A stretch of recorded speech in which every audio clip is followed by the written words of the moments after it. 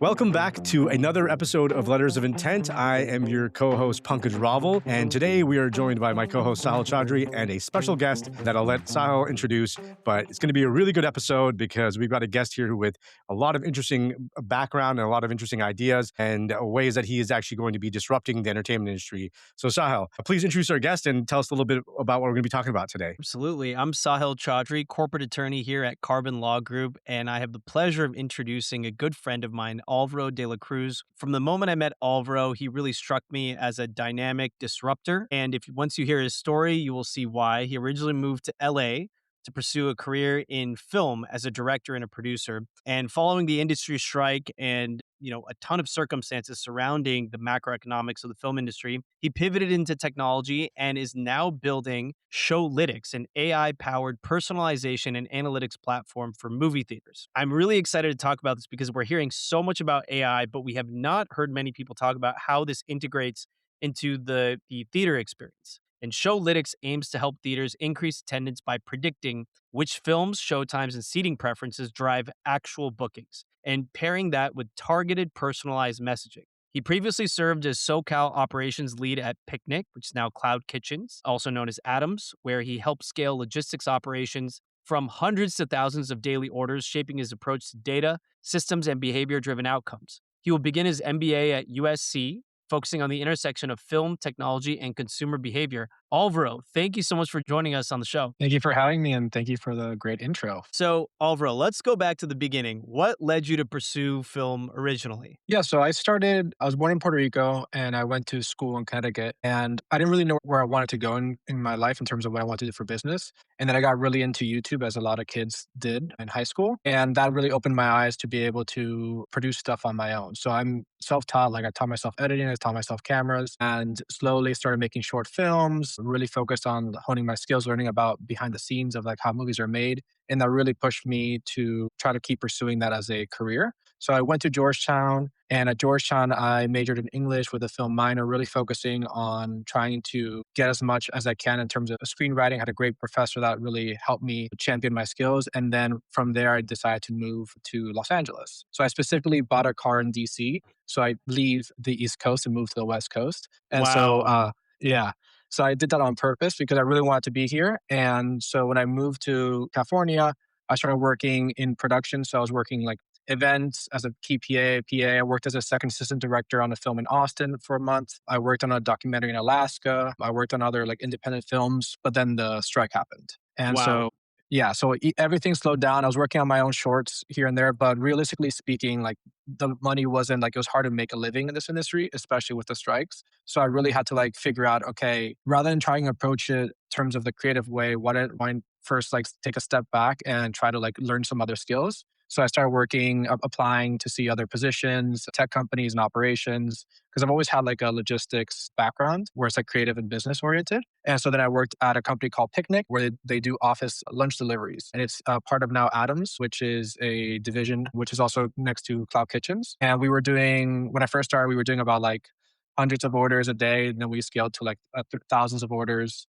And it's just been growing. Then realizing working at tech companies, seeing how tech companies are built, understanding because it was a startup, so understanding how startups are made. I was like, okay, like I want to have my own company. I want to build my own startup. And rather than just doing a production company or rather doing a distribution company, I thought about what if there was a way I can solve an industry issue and have that be the way into the industry, back into the film industry. So as a director and a producer, and that's the end goal, any producer wants to have their film in theaters. Everyone wants to be playing in theaters. No one necessarily wants to make a film and just release it on streaming. If anyone says that, I don't think they really understand then the power of having someone sit in a theater and watch it with all together. And I truly believe that theaters are still very much alive. I still think everyone's saying that it's a dying industry. Everyone's saying that people are not going as often. And I always disagree with them because it's not a dying industry in the sense of just like how we have concerts, we have Broadway still, we still have that avenue. And so really pushing towards, okay, what is the symptoms of why people are not going as often? And so from that, I started realizing, okay, let me try to think about what's a really big problem in the theaters right now. And it's that there's a huge lack of awareness. So I remember like Back in the day, you would look up your newspapers, what's showing for that weekend. So you would see all the showings, you see everything. And so then you would understand what's playing in theaters. Now we have so much marketing. We have Netflix marketing, we have YouTube marketing, we have Amazon, we have all these different types of shows on all these billboards, but no one really knows what's going to be playing in theaters. And then there's a huge issue with the decision fatigue. We have so many options now that no one really wants to make a choice, or making a choice becomes a lot harder. So with those two symptoms, which I really think are a huge issue, there is a way that can be fixed. And I think just like how the retail industry has done very well with personalization, I think we can also do that for in person experiences. Wow. I want to ask you, Alvaro, you described a number of pivots there. You described, first of all, just breaking into Hollywood and getting a job as an AD. That isn't accomplished in and of itself. But you did that, and then you are able to find a job working with, I think, Travis Kalanick at a company that he founded. And so you're going into these roles that are very high performing. And I want to note for a moment your ability to pivot, because when you saw an opportunity, it sounds like now, even with Showlytics, you took your lessons from Picnic and now you're applying those to this next venture. What do you think allows you to be able to pivot? Because a lot of people might get stuck in a rut. They came to LA, they had this one fixed idea of a dream, and you seem like you have this hustler spirit. First of all, to get your foot in the door. How do you get your foot in the door in something like Hollywood? And second, how do you give yourself permission to pivot, and how do you pivot well? So to get myself a foot in Hollywood, everything is with like your network, but just reaching out to people, building friendships. I would reach out to people and just get coffee with them. And it's kind of funny because like a lot of the times someone would ask me, okay, what do you want? And most of the time is like, I don't really want anything. I just want to like get to know you and learn your story. For people in LA, I think that's very rare too, because everyone always reaches out for like an ask. It's like, oh, you're a producer. I want to work with you.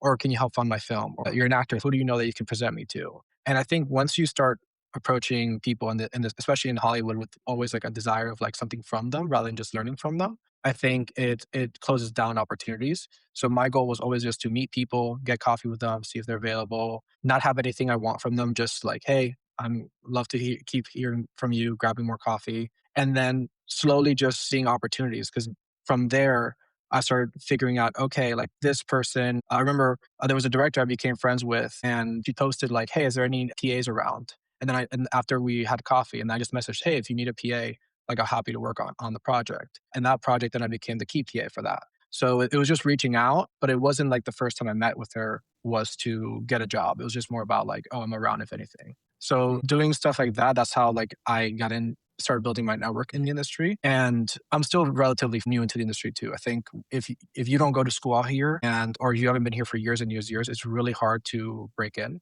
I think that's one of the reasons why I'm going to USC as well, is to keep building my network, because going to school out here is very different. You meet people a lot faster rather than coming from out of state. And then I think my pivot mentality, I think comes down to where like I have an end goal in mind of what I want to do with my life. But just like life, just like a story, you're not going to be able to get there in one shot. You need to be able to go around, take different paths, go up the hill, go down the hill, take the wrong exit, go and turn around. Always having a deep understanding of where I want to be. So like film industry is where I want to be, but it doesn't necessarily mean that I need to be able to flow and progress and change. So with what I'm doing now, if you would have said to me 4 years ago, hey, I'm going to be doing an MBA, I would be like, no, I'm going to be working on set. I'm going to be working on production. And then I got to Hollywood and I'm like, oh, wait, there's no production here. So Right. then I had to like figure out, okay, I can't get a production job. I need an actual job. Let me get a tech job. And then I really enjoyed my time at a Picnic, but then I also realized that, okay, I like the tech job. I like the tech atmosphere, but it's just not the industry I want to be in. I want to be back in the film industry. So it's like, okay, what can I do? And then it's like, try starting a company. And I'm like, okay, at least I need to have a backup plan if that doesn't go well. So at least I have the MBA. So it's like having little backups of like, I can try doing this thing, Showlytics, put all my effort to make it great or there, but also have a backup plan in case if that doesn't work, then I'm still going to try something else and I'm still going to keep pushing. I think Fantastic. so Yeah. many of our entrepreneurs can relate to your story, and so many would be like to hide the moments that they have to pivot. But I think this is so helpful to our entrepreneurs. And I'm curious, Pankaj, I know you also started in entertainment as well. It seems like the ability, and today, I'd say our firm is primarily corporate and IP, but I think that ability to pivot and understand the problems that can be solved and that can be very rewarding, and find different ways to get into the industry you're interested in, I think that's really powerful. And I think people listening are really going to appreciate that. Yeah, absolutely. I mean, I think, one thing I keyed in on and when you were speaking, Alvaro, was like just the importance of like knowing where you want to be, because you're right. There's a lot of different ways to get there, and success is never a straight line. So there's always ups, there's always downs, there's always backwards, there's always forward. If you look at it on a map, it's a squiggly line to success, and whatever success means to you, and that always also will change as you get older. As you know, there's different stages of your life. Success is going to change, what you want. But I think being clear about, okay, yeah, you're passionate about the film industry. You really want to see what you can do in this industry, and understanding also that it's changing too, right? I think it is changing, and how do you ride that wave of change, right? How do you not get hit by it, clobbered by it, Yeah. but also ride it? In the world of LA, surfing is big, and you want to surf that wave of change. And I think leaning into technology is huge, because for what we see as kind of tech lawyers and startup Yeah. lawyers, Even for us. um, yeah, I mean, we see that a lot. AIs are disrupting everything, right? In the film industry, the legal industry, every industry is being touched by AI in some way. So how is that affecting what you do? So I'd love to learn a little bit more about Showlytics. How you hope it'll revolutionize the theater industry. Yeah, like I think working first at a tech company, it really opened my eyes to understanding that for a company that's very established, for a company that has already their systems built out, it takes a long time to really change their systems. So from going to their normal systems to implementing AI technology. Like AI seems like it's a fast implementation. Like, oh, you can just search something in ChatGPT, it gets over there.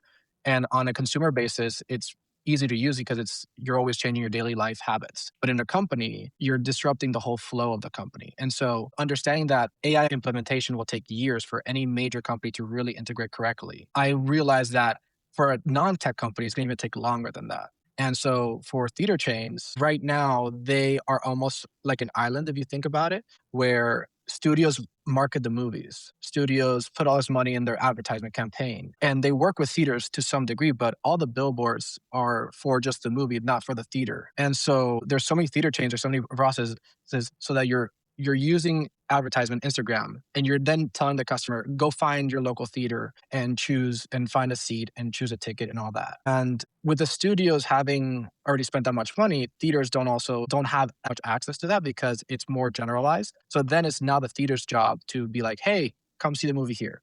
And that costs money and that takes a lot of time. So I was thinking about it, it's like, okay, theaters already have your membership in terms of a lot of people have now rewards platforms, but the AI integration to them is very limited in the sense of you might get a very generic, like, hey, come see Project Hail Mary and get your ticket because that's the newest movie that's come out.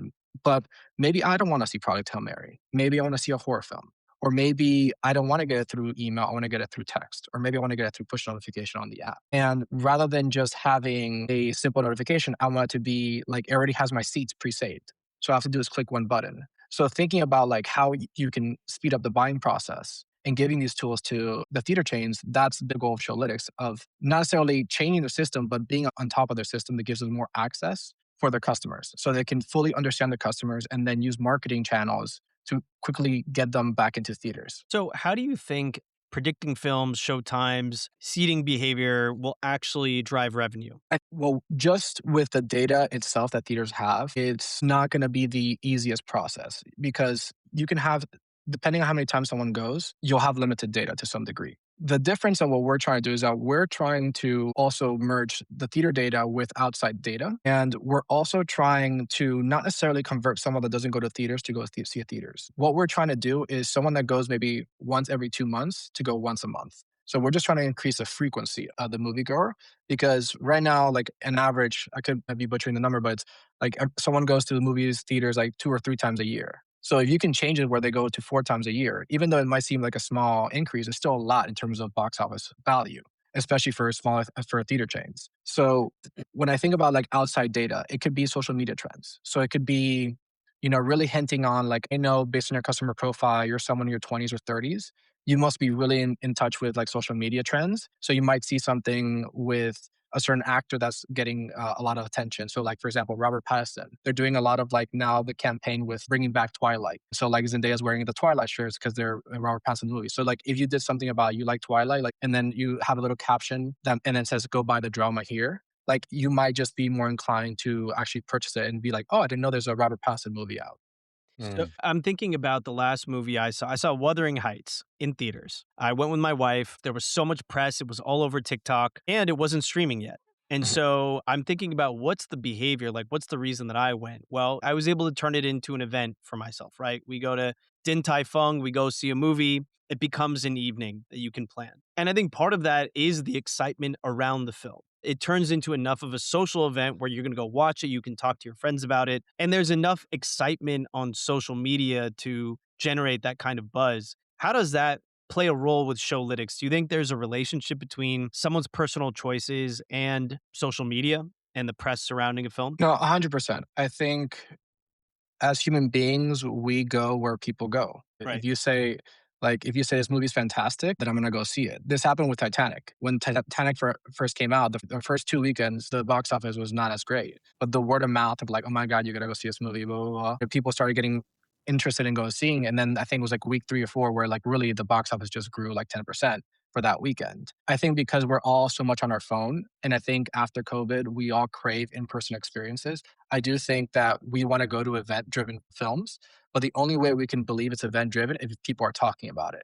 And the only way we can figure out people are talking about it is if we can see, oh, other people are doing it as well. And so that could be social media trends. But also, in terms of, we also want to prioritize your habits too. So if you're someone that loves going out to movie theaters Friday nights, we might give you a movie that you didn't know was playing with maybe your favorite actor you didn't know was there. Present to you a simple, quick to buy, where it's like just one button, and you're more likely to pay for it because you didn't need to do the work to figure out what seats you want, what time to go to. It's just there. And so Mhm. that ease is just so much more like it's a faster buying process. Like, why do you think, like on Amazon, like it's easier to buy something now with just a buy now button rather than having to put it in your cart and then check out? So, one click system really does make the work a lot faster. And then using your habits, but also being proactive of the habits. So, for a great example, is that based on your past history, we could track to see, hey, when you went to theaters, was it raining or was there a heat wave? And if we can tell that you went when it was really cold or you went when it was raining or you went there, we can now say, hey, it's going to be raining next week. Do you want to go see this movie? Mm, Yeah.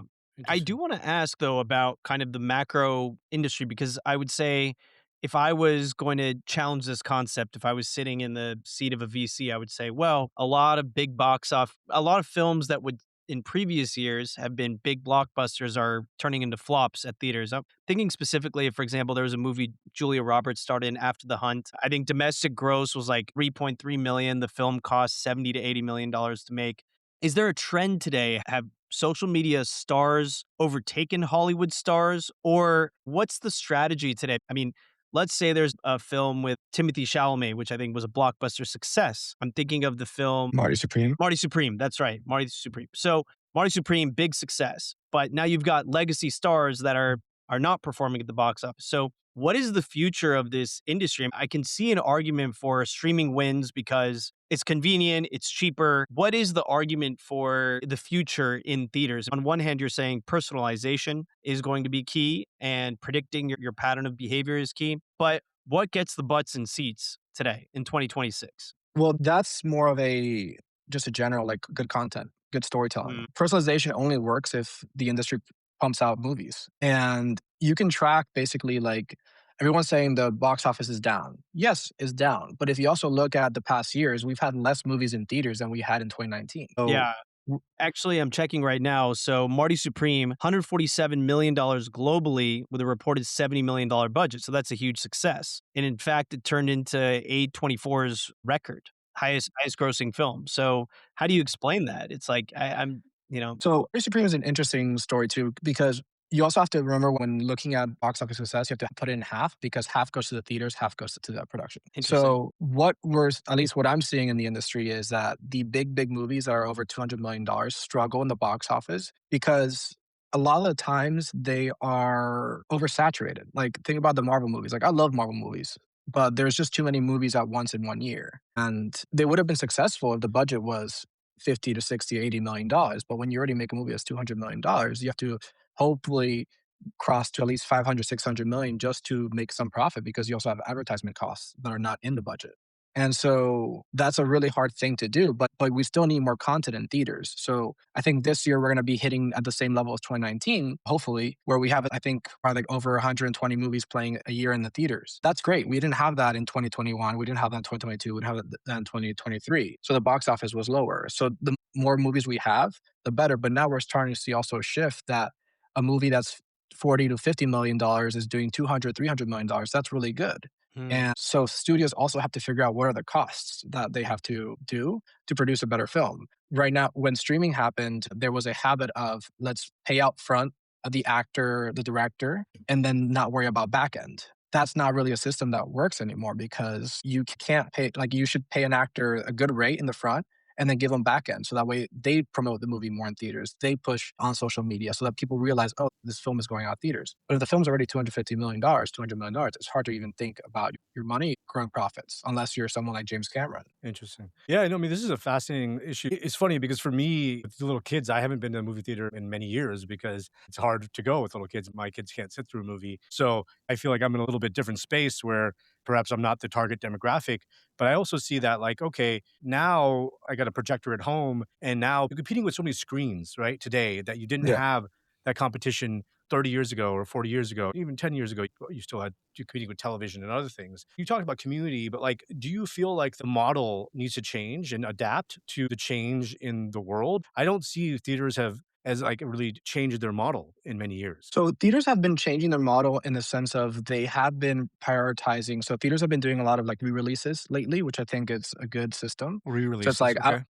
I would love to see The Dark Knight in theaters again. You know, that's one of my Mhm. favorite movies. And so there's a lot of movies out there that theaters are thinking about putting back in theaters for a few days just to like fill the seats during the midweek. Merchandising is a huge industry now in the theater world. Exhibitors are making a lot of money with Mm, merchandising like a because concert. it's like you're getting like for the new Mario Galaxy movie, they had like a Yoshi bucket, a popcorn bucket. And so everyone wants that Yoshi popcorn bucket. They're buying a lot of it and then putting out eBay to resell. So merchandising, they're using a lot of that.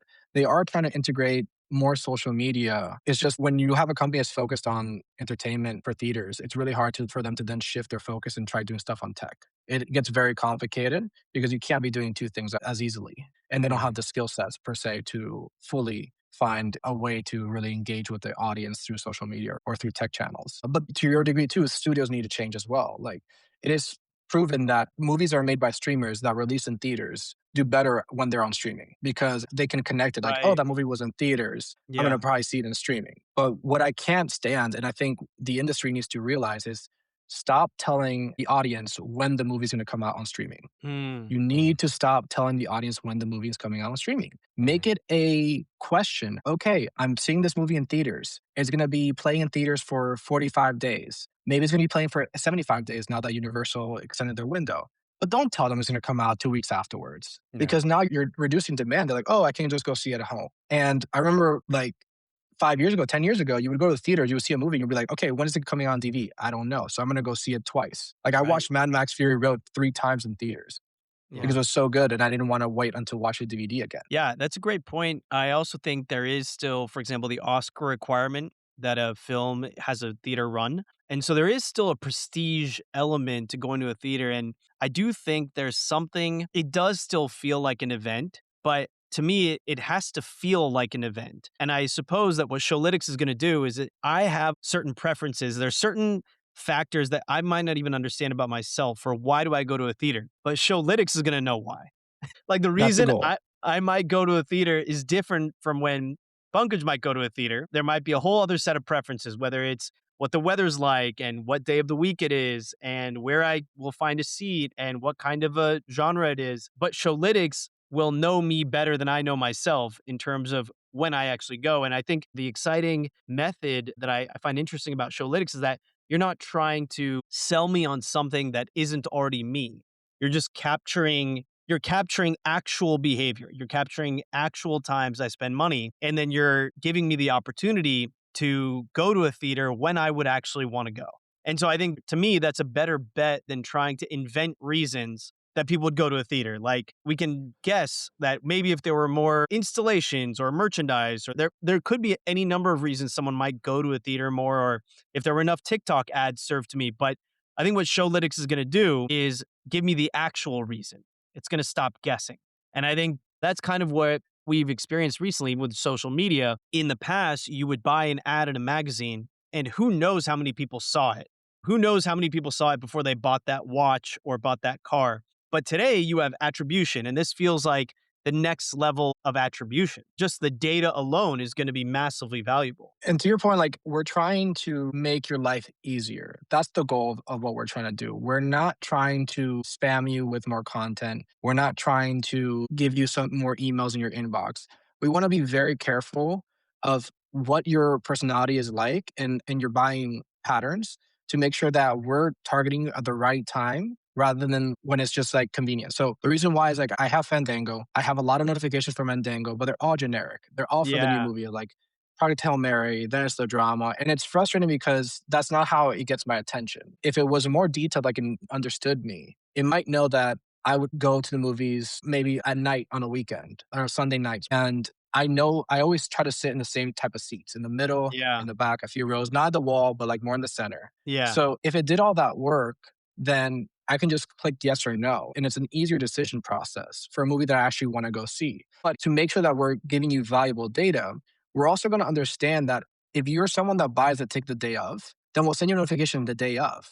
But Yeah. if you're someone that buys 3 days before, then we'll send you 3 days before. We're not going to send you a generic 5 days before because it doesn't work with your system. And then if you ignore a notification once, if you ignore a notification twice, then we'll be very more limited of what we actually do send you. So, how have the theaters responded to this? I'm assuming you've started pitching to theaters or at least connecting with theater owners. And also, it must be kind of tough because theaters are regionally fragmented. There are national chains, but I'm presuming that to get adoption, you need to get regional or local buy in. Could you talk a Yeah. little bit about how theaters are fragmented and who the actual buyer is? Yeah, so right now we're focusing on small to medium-sized theater chains, ones that maybe have like 80 to 100 or 120 locations, very limited. And we're looking at all over the world. It doesn't necessarily have to be just in the US. We are like, I've been talking to two and getting the understanding, but we've been very slow to launch just because we want to be very careful about how we approach it.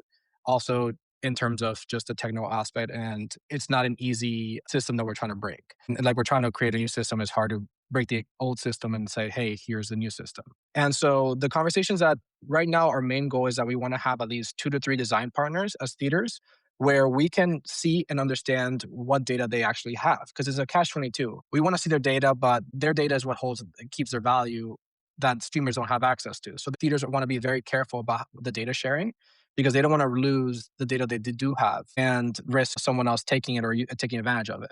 And so my system, my way of approaching is just trying to create relationships, trying to say, hey, we really just want to help, show them the idea, really make them understand it's like, hey, you completely own your data. We don't own your data. We won't share your data. It's like completely like yours. And then just going through the conversations are like, okay, what if we show it to this team member? And how do we integrate it with their marketing? And it's really trying to figure out how it's going to work because it's not just a plug and play. We want to make it a plug and play. But right now, we're still trying to understand what the tools they need. What is the systems that they need? How is it going to work? Is it going to be for the marketing team or is it going to be for the engineering team? So we have a very simple recommendation engine. It's not figuring out, okay, how can we integrate more data and also integrate their data into our system properly? So, yeah, tell us a little bit about like where you guys are in the fundraising process. What's the next steps for Showlytics? Where are you right now? Yeah, in the build, and when will listeners maybe be able to utilize the platform? So the first thing about the platform, which is great, it's completely B2B. So it's not necessarily consumer friendly. It's all going Mhm. through the already existing theater chain system. So if you're an AMC, of course, AMC would be the perfect partner just because of the amount of users they have. Like let's imagine AMC decides to join us. It just means that now they'll have better notifications for their customers using the AMC app. So Mhm. it's completely B2B. We don't necessarily want to create another app for a customer to download because then it's not going to be the same systems. And we want to give theaters better tools to bring them to their platform. Because the beauty about theaters is that you always have one theater that you always go to. It's very rare to go to multiple theaters. So it's always that one that's next to your house. So we were very understanding of like it's B2B. Right now we've been bootstrapping. Me and my co-founder, we've been just working on it in terms of on our own time. Like while I was working at Picnic, I was working on this on my downtime, just reaching out to people. And right now when it comes to design process, it's just trying to figure out what works. Thankfully, it's not a huge sum since we have our own, since we're doing it ourselves. So it's more about just figuring out what works, playing around with the data, seeing what there. Eventually, either we don't have to raise, which would be the goal, or if we do decide to raise, we then raise. But we're being very careful with how we spend money. just to like make sure we have the right product and get the right market fit as well. Absolutely. So, Alvaro, we've now entered the rapid fire reflections round. All right. Mm. So, Cool. at Carbon, we are very big on reflecting. Pankaj hosts a weekly meditation to open up our meetings. And so, we know you've had, through your journey, you've had a lot of moments of introspection and lessons and reflection. So, I'm going to ask you a few questions, and we'd love to hear just whatever's on the top of mind. So, number one, you are launching a podcast called Hollywood Valley. What inspired Hollywood Valley? I had a conversation with a producer about the future of film with AI and all that, and it kind of scared me. And so I just want to reach out to as many people that are in both the entertainment and the tech world to understand what the industry is going to be. And I find that it's probably an easier ask to just be like, hey, we'd love to film you for a podcast rather than just be like, hey, we'd love to get coffee. And so it made it as an avenue to get more connections and understand and talk to more people. Okay, next question. One lesson from Picnic that has stayed with you. Surround yourself with good people. A belief about entertainment or tech that you've changed your mind about. AI will change things, it won't replace things. A mistake founders make in legacy industries. Maybe doing too much at once, And what does success mean to you today? feeling like I've made a difference, if that sounds pretty cliche. Just You're in having an the right impact. That's place. good. Yeah. Alvaro, you're in the right place. We Yes, are the home yes. for difference makers. We are. We Yeah. are. That's fantastic. Yeah, no, this is great. I think it's really exciting hearing from entrepreneurs at different stages of building and pursuing, ideas, how they think about ideas. I think it's all really insightful because we are the law firm for deal makers and risk takers. And I think entrepreneurship is about risk taking and also, eventually deal making, right? You're going to have to make deals with these theaters, these theater chains, get your foot in the door. These are kind of big, large entities that are difficult to kind of sometimes approach. So I think we commend you for attacking this issue, seeing an opportunity, and continuing to believe in the world of film and Yeah. what it can offer people. So, yeah, Yeah, as someone who is in love with film, I mean, that's probably my favorite. I love watching movies. I love film. I love indie films. I love big box office movies. I think what you're tackling is really important. And I think everything we can do, especially as an LA based law firm, we appreciate the entertainment industry. It creates a lot of jobs. It's the heartbeat of our economy. So I really commend you for tackling this problem because it's facing a lot of challenges. And I think we need to be tech forward. We Yeah. can't be afraid. Art can't be afraid of tech. It needs to incorporate. And so I really appreciate what you're doing. And I think I can't wait till my local theaters sign up for Showlytics and, I'll be the first to subscribe. yes. Or Appreciate it. get the notices at least, right? Yeah, exactly. Get the ads and Yeah. click buy. So Yeah. yes, absolutely.